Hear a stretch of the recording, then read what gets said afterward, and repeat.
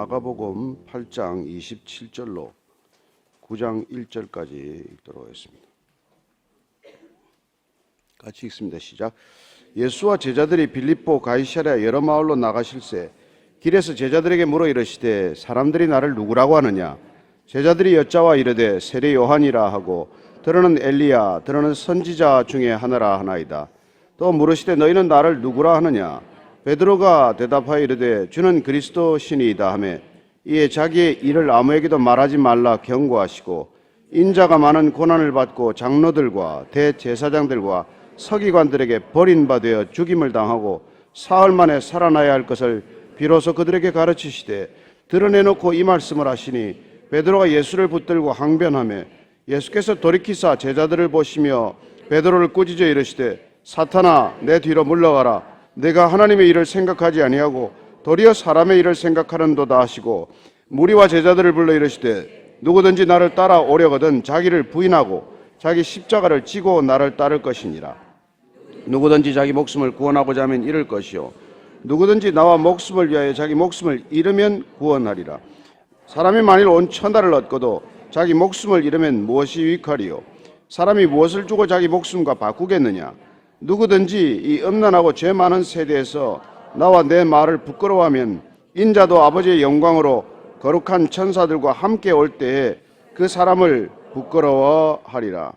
또 그들에게 이르시되 내가 진실로 너에게 이르노니 여기 서 있는 사람 중에는 죽기 전에 하나님의 나라가 권능으로 임하는 것을 볼 자들도 있느니라 하시니라. 아멘. 우리가 잘 아는 십자가의 길을 예수님께서 처음으로 말씀하셨습니다. 때가 되셨기에 말씀하신 것입니다. 예수님은 일찍 말씀하시는 법도 없고 늦게 말씀하시는 법도 없습니다.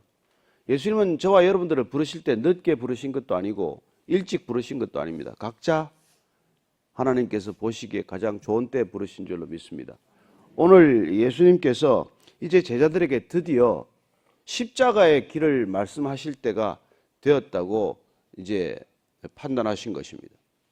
이제 제자들에게 십자가를 말씀하실 때가 된 것입니다. 예수님은 여기까지 제자들을 이끌어 오신 것입니다. 이 말씀하시기 위해서 그동안 제자들이 이 걸어오는 길을 같이 걸으면서 기다리고 계셨던 것이죠. 그래서 우리가 이 익숙한 본문이지만은 다시 27절부터 30절까지 쭉 읽겠습니다. 시작. 예수와 제자들이 빌립보 가이사랴 여러 마을로 나가실새 길에서 제자들에게 물어 이르시되 사람들이 나를 누구라고 하느냐? 제자들이 여짜와 이르되 세례 요한이라 하고 더러는 엘리야 더러는 선지자 중에 하나라 하나이다. 또 물으시되 너희는 나를 누구라 하느냐? 베드로가 대답하여 이르되 주는 그리스도 신이다 하며 이에 자기의 일을 아무에게도 말하지 말라 경고하시고. 자 보십시오. 빌립보 가이사랴 지방에 이르렀습니다. 원래 가이사랴 빌립보로 우리가 익숙한 이름이죠. 순서는 가이사랴 빌립보라는 것이 좋습니다. 왜냐하면 이 마을, 이 도시 전체는 카이사르 티베리우스 황제를 위해서 지었던 도시입니다. 여기에 이게 헤롯 빌립이 자기 이름을 하나 덧붙인 도시죠. 그 전에 헬라의 지배를 받을 때는 이쪽이 파니아스라는 도시였습니다. 헬라 신 그 판이라는 신을 위해서 지었던 신전이 있는 도시입니다. 지금도 가면은 이곳에 그 판에 신전이 있는 것을 보게 됩니다. 이 지역이 이르는 것이죠. 우상의 중심지였습니다. 그리고 지금 카이사르 빌립보라는 이름을 붙임으로써 황제 도시가 된 것이죠. 예수님께서 이 장소까지 오셔서 이 우상의 도시, 이 황제의 도시, 이곳에서 예수님께서는 드디어 길을 가리키기 시작을 하십니다. 우리 인간은 이 길을 가기 위해서 몸부림치고 가지만 예수님께서는 본인 당신 자신이 길이기 때문에 이 사람들이 살아가는 길 가운데서 자신의 길 되심을 가르치시고자 하는 그런 의도를 가지고 여기서 물으시는 것입니다. 제자들에게 사람들이 먼저 나를 누구라고 하느냐라고 질문을 던지십니다. 세상 사람들이 지금 예수를 누구라고 하느냐? 제자들이 답변합니다. 세상 사람들은 예수님을 요한이라고도, 세례 요한이라고도 하고 또 엘리야고라고도 하고 또 선지자라고도 합니다. 세례 요한은 당시 이미 죽었죠. 그리고 그 세례 요한이 환생했다, 뭐 이런 오해를 불러일으킬 정도로 예수님의 메시지는 세례 요한의 메시지와 괴를 같이 하고 있습니다. 이 세례 요한은 그 당시에 이 이스라엘 전체를 통틀어서 회개의 메시지를 가장 강력하게 선포했던, 당시로서는 당대 가장 유명한 설교자였던 셈이죠. 그의 메시지를 듣고 수많은 사람들이 회개했습니다. 많은 사람들이 수없이 나와서 요단강에서 세례를 받았습니다. 그리고 엘리야는 그 당시에 불의 선지자, 불의 능력 있는 정말 사람으로서 알려진 사람 아닙니까? 갈멜산에서 불을 내리고 3년 반이나 가뭄이 들었을 때 기도하면 비를 내리고 그런 능력의 표상이었던 사람이죠. 그런 사람으로 세상 사람들은 예수님께서 기적을 베푸시고 지금 이 길을 가는 예수님을 따르는 무리들은 엘리야가 다시 왔다 이렇게 말하지만은 사람들은 잘못 알은 것이죠. 그렇게 세상 사람들은 예수님을 오해할 수 있다는 것입니다. 또한 당신을 선지자라고 합니다. 그렇게 말하지만은 예수님은 어느 것으로도 다 설명될 수 없는 분이죠. 사실 세례 요한이나 엘리야는 오실 예수님에 관해서 어떻게 보면 사전에 길을 깔았던 사람들이고 먼저 예수님이 오신다는 것을, 오셨다는 것을 알렸던 사람에 불과하신 것이죠. 전령들과 마찬가지입니다. 이사야서 우리가 53장이나 계속해서 어떤 메시아가 올 것이라는 것을 예언했던 사람들입니다. 오늘 예수님께서는 사람들이 그렇게 오해를 한다면 너희들은 지금 3년 가까이 나를 따라다니고 너희들에게 나는 누구냐? 이 질문을 지금 우리 모두에게 하고 있는 것이죠. 여러분들이 10년, 20년, 30년 교회를 다녔다면 예수님은 여러분하고 무슨 관계가 있습니까? 나는 예수님하고 어떤 관계에 있습니까? 우리 신앙은 그게 전부예요. 이 관계에 달린 것입니다. 예수님과의 관계에 달린 것이지 여러분이 무엇을 했건 무슨 직분을 맡고 사역을 하고 무슨 헌신을 하고 이게 문제가 아니거든요. 예수님은 이 질문을 준비하고 계셨던 것이죠. 제자들에게 너희들은 나를 누구라고 생각하느냐는 것입니다. 도대체 너는 나와 어떤 관계를 맺고 있느냐라고 물으신 것이죠. 베드로가 대답합니다. 주는 그리스도십니다. 마태복음에는 조금 더 길게 한 줄 더 붙어 있죠. 주는 그리스도시요 살아계신 하나님의 아들입니다. 주는 그리스도십니다. 주는 그리스도입니다. 주라는 것은 카이사르에게도 쓰던 표현이죠. 종이 주인에게 쓰는 표현입니다. Lord, 나의 주님. 이 주님이 단순히 그냥 내 이 세상에서 내 인생 전체를 책임지는 주님이 아니라 메시아입니다. 그리스도입니다. 이게 예수님께서 듣고자 했던 답이고 베드로가 그 답을 정확히 얘기를 하게 됩니다. 그래서 우리가 마태복음을 보면 바요나 시모나 풀네임을 불러줘요. 요나의 아들 시모나, 이게 베드로 원래 이름입니다. 요나의 아들 시모나, 이 답을 내가 말한 것은 내가 아니라 하늘에 계신 내 아버지께서 이걸 알게 하신 것이다. 그렇게 말씀해 주신 것이죠. 예수님을 그리스도라고 답할 수 있는 것, 예수님을 그리스도, 메시아라고 고백할 수 있는 것은 제정신이 아니라는 뜻입니다. 내 이성으로 고백할 수 있는 게 아니라는 거예요. 살아계신 하나님의 아들입니다. 이런 얘기는 여러분 제정신으로 할 수 있는 얘기가 아니기 때문에 그래요. 그래서 예수님께서 그건 하나님이 알게 하시지 않으면 알 수 없는 그런 고백이라고 말씀하시는 것이죠.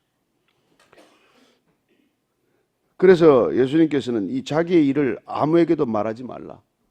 아직까지 말하지 말라는 것입니다. 아직까지 말라는 것입니다. 왜 지금 예수님께서 베드로가 그리스도십니다, 당신이 메시아입니다, 이 얘기를 다른 사람들에게 하지 말라고 할까요? 불필요한 오해만 나으니까요. 예수님께서 기적을 베푸셨지만, 많은 병자를 고치셨지만, 귀신을 내쫓으셨지만 여전히 의심하는 무리들이 많은 그들에게 예수님이 메시아다라고 말할 때가 아니라는 것입니다. 언제 예수님은 메시아라는 고백을 받게 됩니까? 부활하신 주님을 만나야 돼요. 부활하신 주님을. 예수님께서 자기의 일을 아무에게도 말하지 말라 경고하시고 이제 가르치는 것을 보게 됩니다. 31절 32절이죠. 시작. 인자가 많은 고난을 받고 장로들과 대제사장들과 서기관들에게 버림받아 죽임을 당하고 사흘 만에 살아나야 할 것을 비로소 그들에게 가르치시되 드러내놓고 이 말씀을 하시니 베드로가 예수를 붙들고 항변하며 인자가 많은 고난을 받아야 된다는 것입니다. 하나님의 아들이 많은 고난을 받아야 된다는 거예요. 여러분, 하나님의 아들이 어떻게 고난을 받습니까? 고난받는 종으로 오셨으니까. 고난받으러 오셨으니까. 그런데 누구한테 고난을 받습니까? 정치 지도자들이 아니죠. 종교 지도자들입니다. 장로들, 대제사장들, 서기관들. 하나님을 전유물처럼 여기는 종교 지도자들로부터 박해를 받는다는 것입니다. 그들에게 버림받고 그들에게 죽임을 당하고 그리고 사흘 만에 다시 살아나야 한다는 것을 가르칩니다. 비로소 가르칩니다. 비로소 이제 이때를 기다렸다가 가르치시는 것을 보게 됩니다. 저는 이 시대가 비로소 우리가 이 복음의 진실로 눈 떠야 할 때입니다. 예수님께 비로소 우리가 눈을 떠야 할 때예요. 그냥 막연히 알아서 안 됩니다. 그분이 누군지, 내가 누구라고 고백해야 하는지 이게 확연해야 이제 우리가 더 앞으로 가든지 돌아서든지 할 거라는 것이죠. 주님께서 우리를 따르라고 말씀하셨는데 주님을 이제 비로소 가르친 것입니다. 그동안 제자들이 따라왔던 그 환상의 예수가 아니라 내가 생각하는, 내가 그려놓은 예수 상이 아니라 그분이 이 땅에 오신 진정한 참 목적, 그리고 이 땅에서 궁극적으로 행하시고자 하는 일의 모든 것을 알아야 될 때가 되었다는 것입니다. 그건 뭐냐면 고난을 받고 죽고 죽임을 당하고 부활해야 하는 것입니다. 그분은 죽기 위해 오셨고 부활하기 위해 오셨습니다. 그분의 죽음과 부활이 우리와 무슨 상관이 있는지를 깨닫게 될 때 우리는 비로소 그분을 진정으로 따르게 되는 것이죠. 지금은 제자들이 예수님이 왜 오셨고 무엇 때문에 죽으셔야 하고 부활하셔야 하는지를 모르고 지금까지는 따라왔습니다. 그렇다면 그 동기는 예수님 때문이겠습니까? 자기 때문이겠습니까? 예수님을 따라 나선 동기는 예수님 때문이 아니었습니다. 본인 자신 때문이었어요. 어쩌면 이 땅 가운데서 내가 가장 성공할 수 있는 길, 빨리 지름길로 내가 세상에 드러나는 길, 알려지는 길이 예수 따르는 길이었다고 믿었기 때문에 왔던 제자들이죠. 근데 이제는 예수님께서 그 모든 환상을 깨뜨리고 예수님의 참 모습을 보아야 한다는 것을 말씀해 주고 계십니다. 내가 사흘 만에 다시 부활해야 된다고 말했지만 내가 죽고 고난받고 죽임을 당하고 부활해야 된다고 얘기했을 때 베드로가 말이죠, 예수님을 붙들고 항변하며 이건 예수님을 꾸짖는 거나 마찬가지. 예수님 그러면 안 됩니다. 예수님 그러시면 안 됩니다. 참 베드로가 참 대담해죠. 그랬더니 예수님께서 어떻게 하십니까? 33절입니다. 시작. 예수께서 돌이키사 제자들을 보시며 베드로를 꾸짖어 이르시되 사탄아 내 뒤로 물러가라. 내가 하나님의 일을 생각하지 아니하고 도리어 사람의 일을 생각하는도다. 사람의 일을 생각하기 때문에 예수님이 십자가를 져서는 안 된다라고 얘기한다는 것입니다. 주는 그리스도시요 살아계신 하나님의 아들입니다 하고 고백했던 그 입술로 주님 십자가를 지면 안 됩니다, 이런 말을 하는 거예요. 우리가 들으면 이성적으로 상식적으로 정서적으로 얼마나 예수님을 사랑하기에 저런 말을 하는가라고 말할 수 있지만 예수님은 그렇게 얘기하지 않습니다. 사탄아 내 뒤로 물러가라. 모세가 장막에 불렀는데 이스라엘의 지도자들이 다 오지 않아요. 엘닷과 메닷이 진중에 나타나지 않고 자기 장막에 있습니다. 성령이 임하게 했더니 갑자기 영이 임해가지고 모두들 예언하는데 회막에 나오지 않은 엘닷과 메닷도 예언을 합니다. 이런 보고를 받고 여호수아가 흥분합니다. 모세가 불렀는데 오지도 않은 사람들한테 어떻게 성령이 내릴 수 있겠느냐. 예수님 모세에게 금하십시오. 저 그렇게 내버려 두면 안 됩니다. 그때 모세가 뭐라고 할까요? 내가 나를 생각하느냐? 내가 나를 생각.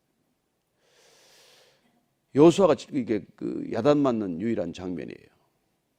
모세에게 충성스러운 마음으로 그 일을 한 건 아니라는 것입니다. 우리는 그런 착각을 들어 한다는 것이죠. 예수님 십자가 져서는 안 됩니다.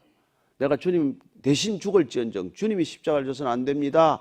그렇게 말하는 그 깊은 우리의 내적 동기는 예수님을 생각하는 것이 아니라 주님 십자가를 지시면 나는 닭 쫓던 개 아닙니까? 그게 솔직한 심정입니다. 여러분 독재자가 어떻게 탄생하는지 아십니까? 주위 사람들이 내버려 두지 않아요. 여러분 조심해야 합니다. 우리 권력이 있는 자리, 돈이 있는 자리에 가만 사람들이 내버려 두지 않아요. 몰려들어서 눈을 가리는 사람들이 수없이 생기는 게 마련이죠. 가장 가까운 사람들이 가장 눈을 가리는 사람들이 될 수 있다는 것입니다. 예수님께서 그냥 단숨에 이걸 꾸짖습니다. 사탄아, 내 뒤로 물러가라. 그렇다면 뭐예요? 하나님께서 알게 하신 놀라운 진리를 선포했던 그 입술이 한순간에 사탄의 도구가 될 수 있다는 것입니다. 우리의 입술은 한순간에 성령의 도구가 되었다가 악한 영의 도구가 될 수 있다는 것입니다. 우리의 혀는 갑자기 그렇게 표변할 수 있다는 거예요. 여러분 인간이 그래서 한순간에 돌변하는 것입니다. 이해할 수 없이 돌변하는 것이죠. 어떻게 저 사람이 과연 그 사람이 맞나 할 정도로 한순간에 변하는 것을 보게 됩니다. 그래서 우리가 주목해서 보지 않으면 여러분 어제의 그와 오늘의 그가 전혀 다를 수가 있어요. 교회는 여러분 이 사탄의 놀이터입니다. 여기 들어와서 놀아요. 뭐 강남에 저기 술집에서 놀지 않습니다. 거기는 원래 자기 터고 여기는 빼앗아야 될 곳이기 때문에 주로 여기서 놀아요. 그러면 어느 입에는 오늘 들어갈까? 이걸 늘 생각하는 거예요, 얘들은. 내가 오늘 어느 입에 들어가서 이 교회를 시끄럽게 할까? 내가 누구 생각에 들어가서 생각을 뒤집어 놓을까? 내가 누구 마음에 들어가서 그 마음을 격동케 할까? 이게 사탄이 전략회의하는 거예요. 그게 누가 그 밥이 되겠어요?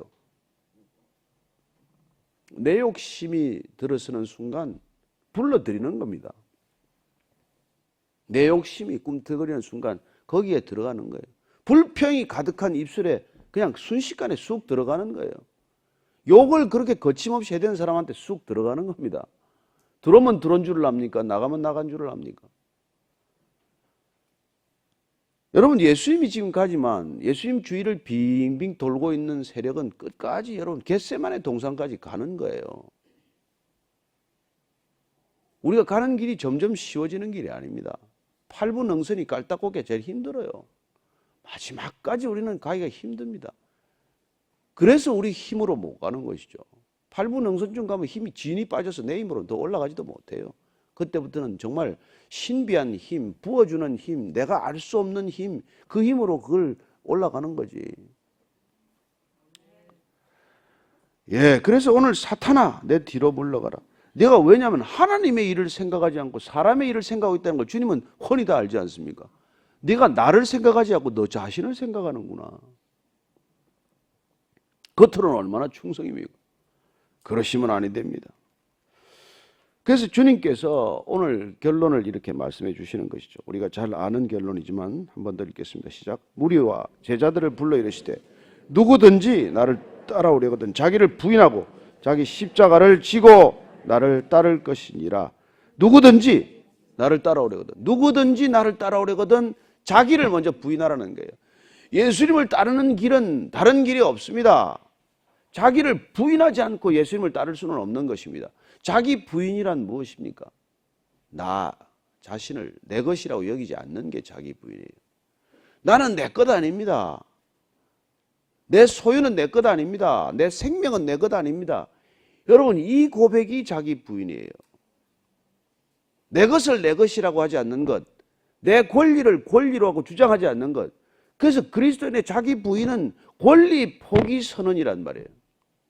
내가 마땅히 누릴 수 있는 권리를 스스로 포기하는 선언이 자기 부인이라는 것입니다. 내가 마땅히 누릴 수 있지만 누리지 않는 것, 그게 자기 부인이죠. 그래서 기득권을 만들기는커녕 기득권이 되기 전에, 그 전에 내가 그걸 내려놓을 줄 아는 것, 그게 자기 부인이에요. 예수님을 따라가는 길은 다른 길이 없다는 것입니다. 자기를 성취하러 가는 줄 알고 따라왔던 사람들인데 예수님께서 자기를 부인하라는 말이 귀에 들어왔겠어요? 나를 이루기 위해서, 나를 드러내기 위해서 나를 과시하고 내가 이 세상 속에서 무시당하지 않고 보란 듯이 번듯하게 살기 위해서 자기 성취를 위해서 온 사람들한테 지금 자기를 부인하라는 말씀을 비로소 가르치는 거예요. 자기를 부인하라. 십자가를 지려면은 자기를 부인하고 자기 십자가를 지고, 나는 내 십자가를 질 거야. 그러나 너희들은 너희 십자가를 지라는 것입니다. 여러분, 십자가를 피하기 위해서 이 길을 왔는데 지금 십자가를 지라니요. 아니 도대체 왜 십자가라야 합니까? 왜 십자가라야 합니까? 지금 우리가 십자가하고 느끼는 느낌이 얼마나 다르겠어요. 그 사람들은 십자가라면 가장 끔찍하고 처참한 사형의 도구인데 그거를 지라 그러면 여러분 그 표현 자체가 얼마나 섬찟하겠어요. 그리고 나를 따르라는 것입니다. 자기를 부인하고 자기 십자가를 지고도 예수님을 안 따르고 또 자기를 따르는 사람이죠. 참 신기하죠. 예수님께서 왜 그러면 이걸요? 왜 십자가인가? 왜 자기 부인인가?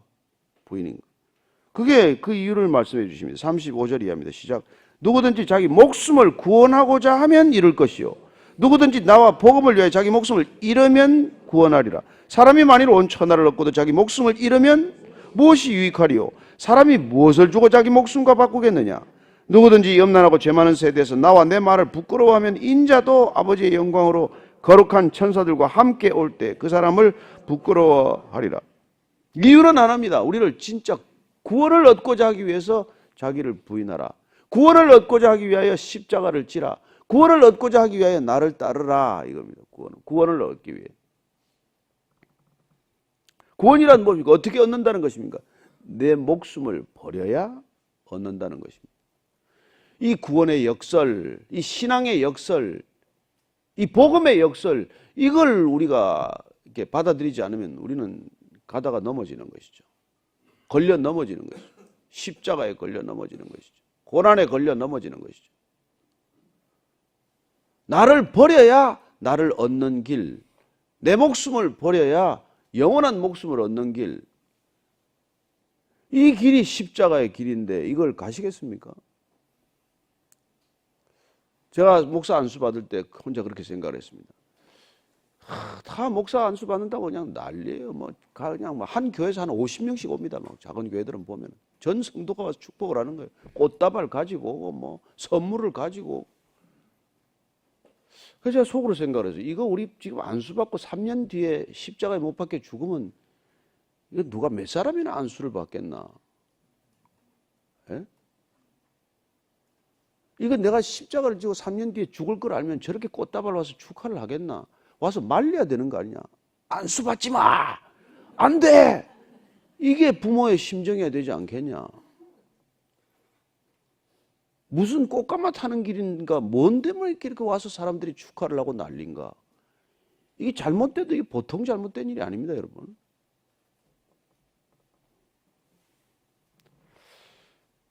이 길은 여러분 얻으러 가는 길이 아니란 말이에요. 버리러 가는 길이란 말이에요. 주우러 가는 길이 아니에요. 내려놓으러 가는 길이란 말이에요. 권리를 얻으러 가는 길이 아니라 권리를 포기하러 가는 길이란 말이에요. 예수님은 그것 때문에 오셨다는데 그분을 정작 따르겠다는 우리는 그분이 무엇 때문에 오셨고 무엇 때문에 죽으셔야 했고 무엇 때문에 부활하셨는지를 자꾸 까마득히 잊어버리면은 그야말로 기독교처럼 천박하고 무능력한 그런 삶은 없다는 것입니다. 우리는 포기함으로써 버림으로써 내 것을 내 것이라고 하지 않음으로써 하나님께서 우리를 구원하신다는 것입니다. 그 구원을 받으시고 싶습니까? 구원을 받으셨습니까? 그러면 여러분 구원을 받았다면 주님을 부끄러워하지 말아야 합니다. 주님이 이 길을 가는 것을 부끄러워해서는 안 된다는 것입니다. 나와 내 말을 부끄러워하면 예수님께서 지금 이 음란하고 죄 많은 세대, 지금 세대를 말하는 거예요. 지금은 더 음란하고 더 죄 많은 세대, 예수님과 예수님의 말씀을 부끄러워하면 하나님도 너를 부끄러워할 것이다 라고 말합니다. 그러나 내가 진실로 너에게 이르노니 여기 서 있는 사람 중에는 죽기 전에 하나님의 나라가 권능으로 임하는 것을 볼 자도 있느니라 하시니라. 여기에 이게 헬라어 시제를 감안해서 정확하게 번역을 하면 이 사람 중에는 죽기 전에 하나님의 나라가 권능으로 임한 것을, 이미 임한 것을 지금도 보고 있는 자들도 있을 것이다. 이게 정확한 문법적 해석이에요. 그렇습니다. 우리가 예수님이 지금 하나님의 나라를 이끌고 하나님의 권능으로 이 자리에 임하셨습니다. 그 권능을 이미 눈을 뜬 사람들은 보게 될 거예요. 가려져 있으면 못 보는 것이죠. 그래서 예수님께서 다음에 이 변화산에 데리고 가서 그 권능을 보게 하시는 것입니다. 하나님의 나라는 여기 있다 저기 있다고도 못할 것이요 너희 가운데 있느니라 라고 말씀하실 때 하나님이 이 나라에 우리 가운데 임한 것을 아는 사람은 이미 임했어요. 하나님의 나라는 이미 임한 것입니다.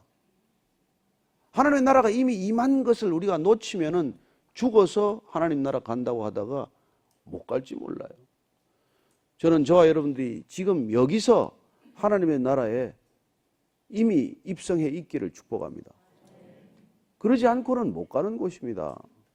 그리고 이미 이 하나님 나라에 들어가기 위해서는 내 것을 내 것이라고 하지 않고 내 목숨을 내 목숨이라 하지 않고 내가 버려야 얻는 구원의 이치, 구원의 핵심을 붙들어야 한다는 것이죠. 그래서 여러분들이 구원에 대해서 혼란스러우면 안 됩니다.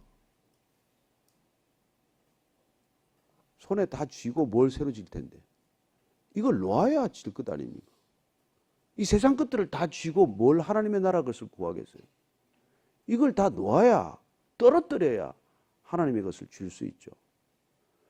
그래서 여러분들이 영원한 것을 지기 위해서 이 땅에 잠시 있다가 없어지는 것들을 놓는 것을 아까워해서는 실제로 얻을 수 없는 것이죠. 여러분들이 이 땅의 것을 놓치는데 아까워하지 않게 되기를 바랍니다.